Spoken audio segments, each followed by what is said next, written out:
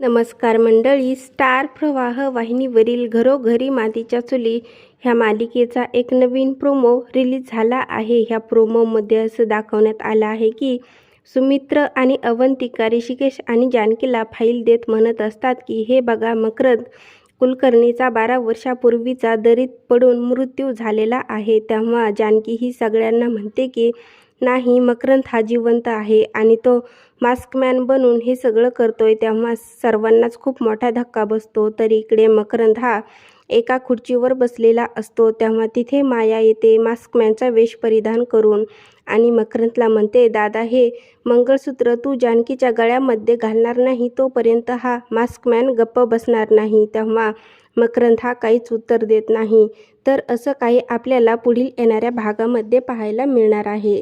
घरोघरी मातीच्या चुली ह्या मालिकेचे नवनवीन अपडेट पाहण्यासाठी आपल्या चॅनलला लाईक करा, शेअर करा आणि सबस्क्राईब करायला विसरू नका.